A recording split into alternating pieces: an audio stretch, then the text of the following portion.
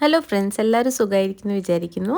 അപ്പോൾ ഇന്ന് നമ്മൾ ഉണ്ടാക്കാൻ പോകുന്നത് കുക്കുംബർ അല്ലെങ്കിൽ കക്കിരിക്ക വെച്ചിട്ടുള്ള ഒരു പച്ചടിയാണ് കേട്ടോ. അതിന് വേണ്ടിയിട്ട് ഞാൻ കുറച്ച് കുക്കുംബർ എടുത്ത് കൊത്തി അരിഞ്ഞിട്ടുണ്ട്. അതുപോലെ തന്നെ ഒരു അര സവാള കൊത്തി അരിഞ്ഞിട്ട് അതിനകത്തേക്ക് മിക്സ് ചെയ്തിട്ടുണ്ട്.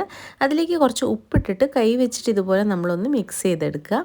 ഇനി ഞാൻ മിക്സിയുടെ ജാറിലേക്ക് ഒരു കാൽമുറി തേങ്ങ എടുത്തിട്ടുണ്ട്. അതിനകത്തേക്ക് ഒരു പച്ചമുളക് ഇട്ട് കൊടുക്കുന്നുണ്ട്. അതുപോലെ കുറച്ചൊരു 1/4 സ്പൂണ് നമുക്ക് കടുക് എടുക്കാം. അപ്പോൾ ഇതെല്ലാം കൂടി നമുക്കൊന്ന് അരച്ചെടുക്കണം. നമ്മൾ കടുക് അരയ്ക്കുമ്പോൾ ലാസ്റ്റിൽ ആഡ് ചെയ്താൽ മതി കേട്ടോ, അല്ലെങ്കിൽ കടുകിൻ്റെ ഒരു ചവർപ്പ് ടേസ്റ്റ് വരും.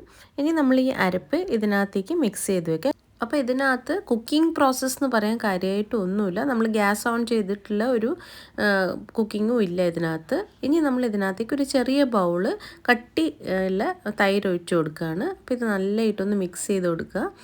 അപ്പോൾ ഇത്രയേ ഉള്ളൂ. നമ്മളിനി ഇതിനകത്തേക്ക് താളിപ്പിടുക ചെയ്യുക. അപ്പോൾ ഇത് നമുക്കൊരു സൈഡ് ഡിഷായിട്ട് മെയിൻ കറീൻ്റെ ഒന്നിച്ച് ഒരു സൈഡായിട്ട് കഴിക്കാനൊക്കെ ഭയങ്കര ടേസ്റ്റാണ്.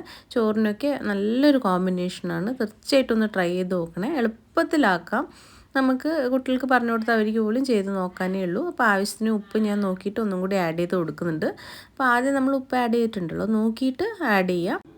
ഇതിലേക്ക് നമ്മൾ വെളിച്ചെണ്ണ വെച്ചിട്ട് താളിപ്പിട്ട് കൊടുക്കുകയാണ്. കടുക്, വറ്റൽമുളക്, കറിവേപ്പില, സാധാരണ നമ്മൾ ചെയ്യുന്ന അതേ താളിപ്പ് ഇട്ട് കൊടുത്തിട്ട് നമുക്കൊന്ന് മിക്സ് ചെയ്ത് കൊടുക്കുക. അപ്പോൾ ഇത് വളരെ ടേസ്റ്റിയാണ്. തീർച്ചയായിട്ടും ഉണ്ടാക്കുക. അതുപോലെ വീഡിയോസ് ഇഷ്ടപ്പെടുകയാണെങ്കിൽ ഒന്ന് ലൈക്ക് ചെയ്യാനും സബ്സ്ക്രൈബ് ചെയ്യാനും മറക്കല്ലേ. അതുപോലെ തന്നെ നിങ്ങൾക്ക് ഫ്രണ്ട്സിനൊക്കെ ഒന്ന് ഷെയർ ചെയ്ത് കൊടുക്കുക.